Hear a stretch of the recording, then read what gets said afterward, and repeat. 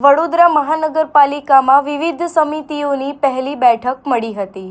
વડોદરા મહાનગરપાલિકામાં ગત સામાન્ય સભામાં વિવિધ સમિતિઓની રચના કરવામાં આવી હતી, જેને લઈને આજે સોમવારે સમિતિઓની પહેલી બેઠક મળી હતી, જેમાં દરેક સમિતિમાં ચેરમેન, ડેપ્યુટી ચેરમેન અને જે સભ્યો બન્યા છે તેની ઓળખ કરી આગળ સમિતિમાં કેવા પ્રકારના કામો કરવાના છે એની ચર્ચા કરવામાં આવી હતી, જેમાં એસ્ટેટ મેનેજમેન્ટ સમિતિની બેઠક હતી, ટાઉન પ્લાનિંગ સમિતિની બેઠક હતી અને વોટર વર્ક સમિતિની બેઠક યોજવામાં આવી હતી। 2026ના બોર્ડમાં આજરોજ એસ્ટેટ મેનેજમેન્ટ કમિટીની ગઠન થયું છે। એમાં ચેરમેન તરીકે અને વાઇસ ચેરમેન અને સભ્યો તરીકે આજે નિમણૂક થઈ છે। એ બદલ ભારતીય જનતા પાર્ટીના પ્રમુખશ્રી, ગુજરાત પ્રદેશની કોર કમિટી, માનનીય મેયરશ્રી, સ્થાયી સમિતિના અધ્યક્ષ, ડેપ્યુટી મેયર, નેતા અને દંડકશ્રીનો ખૂબ ખૂબ આભારી છે। આ મેનેજમેન્ટ કમિટી 2.5 વર્ષની છે અને 2.5 વર્ષમાં ખૂબ સારી રીતે અમે ચલાવીશું। આજે વડોદરા શહેર મહાનગરપાલિકામાં વિવિધ સમિતિઓની રચના થઈ છે। ટાઉન પ્લાનિંગની અંદર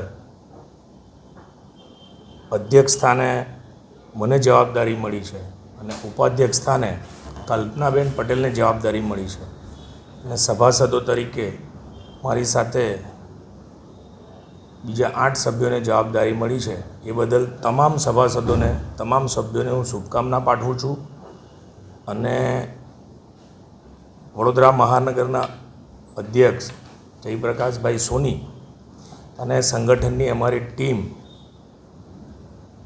અને સાંસદશ્રી અને ધારાસભ્યોશ્રીએ જે અમને સભાસદ તરીકે અમારી નિમણૂક તરીકે અમારા નામની પસંદગી કરી છે એ બદલ એમનો પણ અમે ખૂબ ખૂબ આભાર વ્યક્ત કરીએ છીએ। આજે કોર્પોરેશનમાં વિવિધ સમિતિઓની રચના થઈ, એમાં અમને વોટર વર્ક સમિતિની જવાબદારી આપી છે।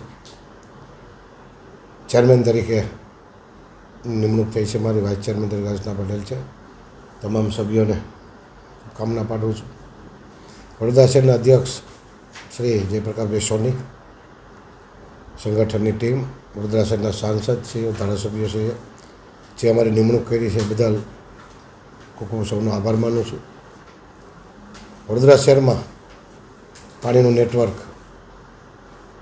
ઘણું જ સારું છે, એમાં હજી બી ક્યાંય કમી રહેતી હશે, સતત સમિતિ સાથે મળી અને અમે એના જે કાંઈ પ્રોબ્લેમ હશે વોર્ડ લેવલે, ઝોન લેવલે, પ્રોજેક્ટ લેવલે સોલ્વ કરશું એવી ખાતરી આપીએ છીએ।